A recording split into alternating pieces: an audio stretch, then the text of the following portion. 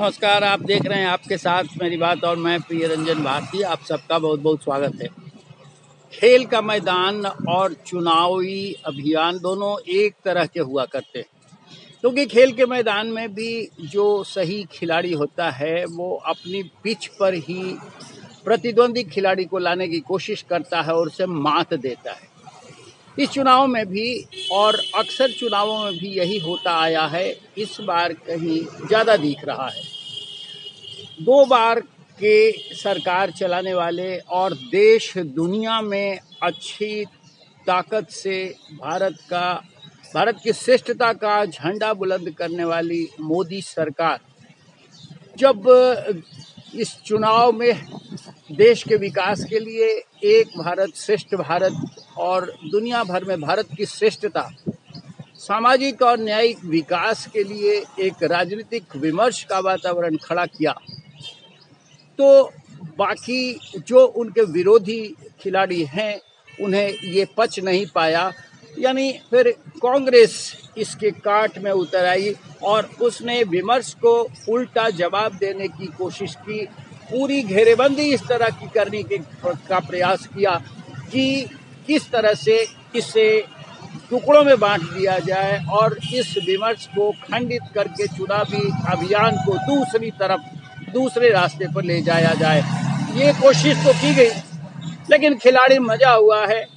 यानी मोदी और उनकी टीम ने जिस तरह से इस विमर्श को आगे बढ़ाने से रोकने के लिए विपक्ष के एजेंडे को धराशायी करके उसे एक नई दिशा दे दी, तो ये तिलमिलाहट में अब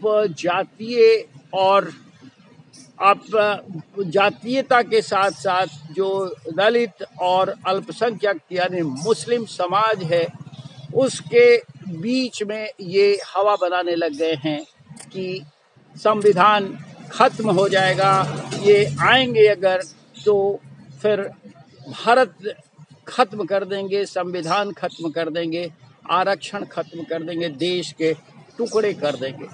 लेकिन ठीक इसके उलट अब जब भारतीय जनता पार्टी और एनडीए ने इस तरह से अभियान को निरस्त करने की कोशिश की है, वो जनता को समझाने का प्रयास कर रहे हैं कि ये वाकई जातीयता को बढ़ावा देकर और आरक्षण खत्म करने का नारा दे करके एक खतरा, एक भय का वातावरण बना रहे हैं।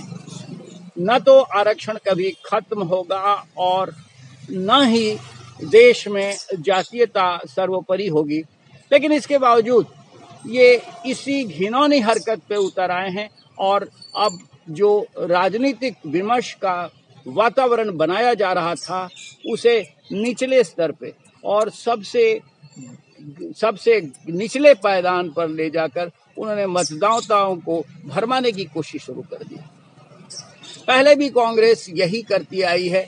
आज तक का भारत का इतिहास यही बताता है कि कांग्रेस और उसके साथी दल हमेशा भय का वातावरण, विभाजनकारी ताकतों को बढ़ावा दे करके और लोगों को आपस में बांटकर जिस तरह से बांटो और राज करो की नीति पर चलते आए हैं, वही वातावरण फिर बनाने की कोशिश कर रहे हैं। हमेशा से इन्होंने अल्पसंख्यक समाज को, मुसलमानों को भय का वातावरण बनाकर डराए रखने की कोशिश की और उनके वोटों पर राज किया। अब ये चलने वाला भी नहीं है।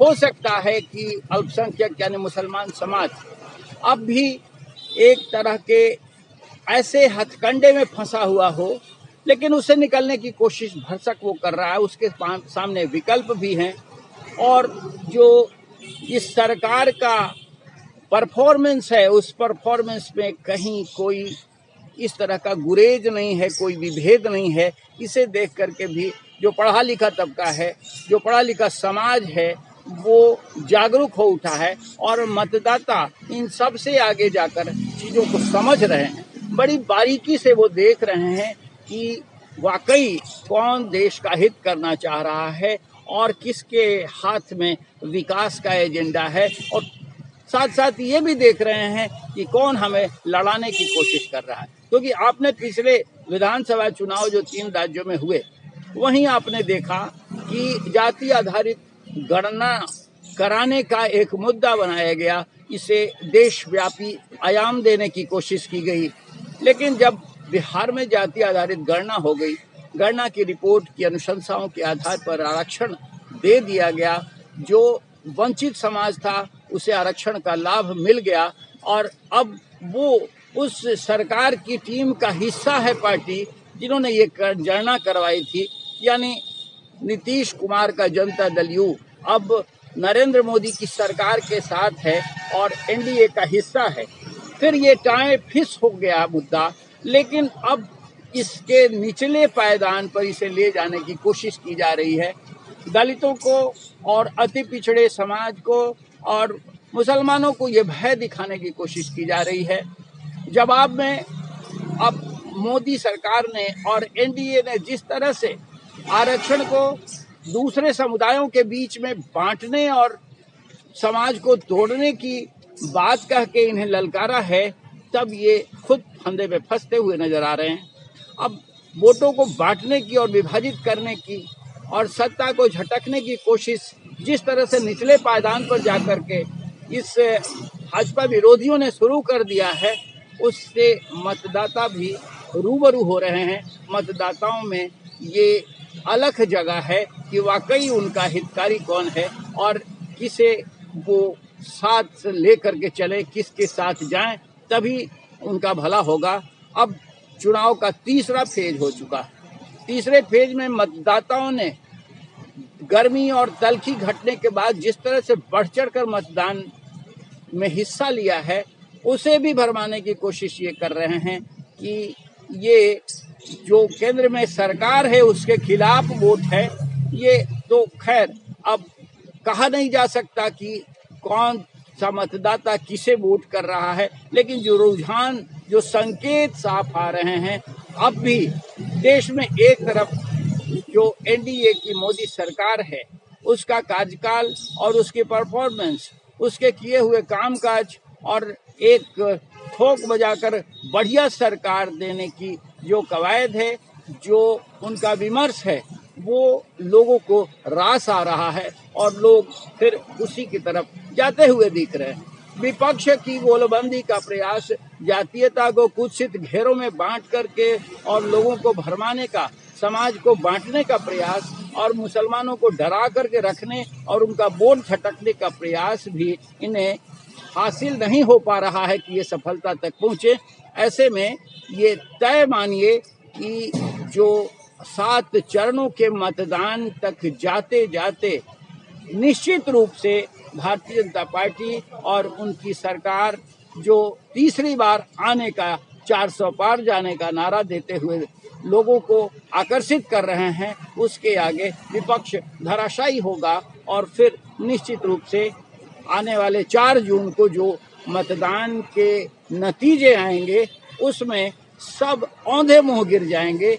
निश्चित रूप से तब भी वही होगा जिसका आकलन किया जा रहा है कि मोदी सरकार फिर एक बार इस देश में आएगी और लोगों का भला करेगी, भारत की श्रेष्ठता का पताका लहराएगी। ये होने वाला है, बस आप देखते रहिए और नतीजे का इंतजार करिए। अच्छे मौसम में आपने मतदान किया और मतदान में बाकी जो दर्शक हैं, जहां उनके हिस्से का मतदान अभी बाकी है, वो भी बढ़ चढ़कर मतदान में हिस्सा लें और सही प्रत्याशियों का चुनाव करें। हमारा निवेदन यही है और एक निवेदन ये भी है कि आप बने रहिए हमारे साथ, देखते रहिए आपके साथ मेरी बात।